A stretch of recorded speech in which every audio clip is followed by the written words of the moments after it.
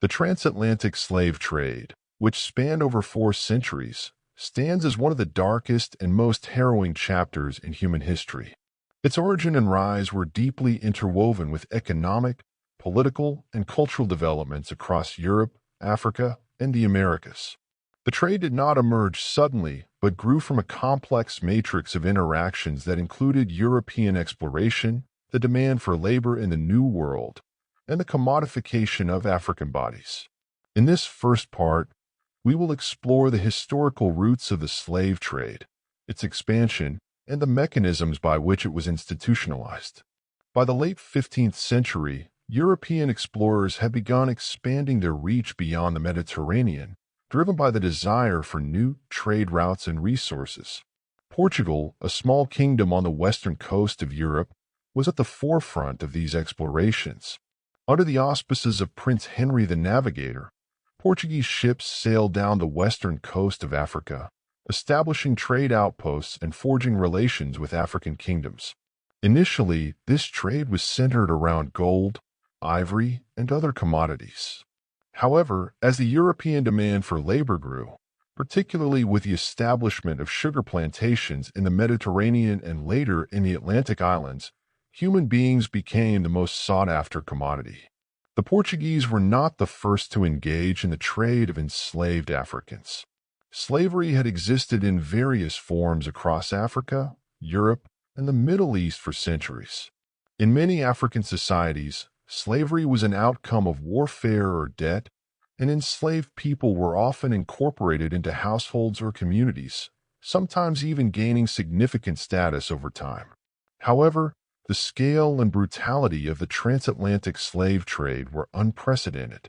Unlike earlier forms of slavery, where enslaved people retained some semblance of humanity, the European slave traders dehumanized Africans, treating them purely as commodities to be bought, sold, and exploited. By the early 16th century, the Portuguese had established a thriving slave trade, transporting African captives to their colonies in the Atlantic islands and the newly colonized lands in the Americas. This marked the beginning of what would become the largest forced migration in human history. Other European powers, including Spain, the Netherlands, France, and England, soon followed suit, establishing their own slaving networks and colonies dependent on enslaved labor. The mechanics of the slave trade were brutal. European traders would arrive on the African coast, where they would negotiate with local rulers and merchants for enslaved people. These captives were often prisoners of war, victims of raids, or people accused of crimes. Once acquired, they were marched to coastal forts or barracoons, where they were held in appalling conditions until ships arrived to transport them across the Atlantic. The Middle Passage, as the journey from Africa to the Americas was called, was a horrific ordeal. Enslaved Africans were crammed into the holds of ships, chained together, and deprived of basic necessities like food, water, and fresh air. Disease, malnutrition, and abuse were rampant, and it is estimated that between 15% and 25% of the captives did not survive the journey. Those who did survive were often subjected to further indignities upon arrival in the Americas, where they were sold at auctions and forced to work on plantations under brutal conditions.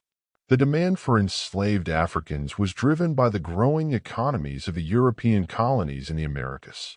Sugar, tobacco, cotton, and other cash crops required a vast amount of labor to cultivate, and Europeans quickly realized that enslaved Africans provided a cheap and abundant source of labor. The plantation system that developed in the Americas was built on the exploitation of enslaved labor, and the wealth generated by this system enriched European nations and fueled their colonial ambitions. Over time, the transatlantic slave trade became a highly organized and profitable enterprise. European merchants, shipowners, and investors reaped enormous profits from the trade, while African rulers and merchants also benefited by selling captives to European traders. The trade created a triangular system, with European goods being exchanged for enslaved Africans, who were then transported to the Americas, where they were sold in exchange for plantation goods that were shipped back to Europe. This triangular trade system became the foundation of the Atlantic economy, with millions of Africans being forcibly removed from their homeland and transported to the New World. It is estimated that between the 16th and 19th centuries, approximately 12 to 15 million Africans were taken from Africa and sold into slavery in the Americas. The impact of this forced migration was devastating, not only for the individuals who were enslaved, but also for African societies as a whole. The trade disrupted social and political structures, depopulated entire regions, and fueled conflicts and wars as African rulers sought to capture more people to sell to European traders. The sheer scale and brutality of the transatlantic slave trade have left an indelible mark on the history of Africa, Europe, and the Americas. The trade was not just an economic system, but also a racial one, as Europeans constructed an ideology of racial superiority to justify the enslavement of Africans. This ideology would have profound consequences for the history of race and racism in the modern world.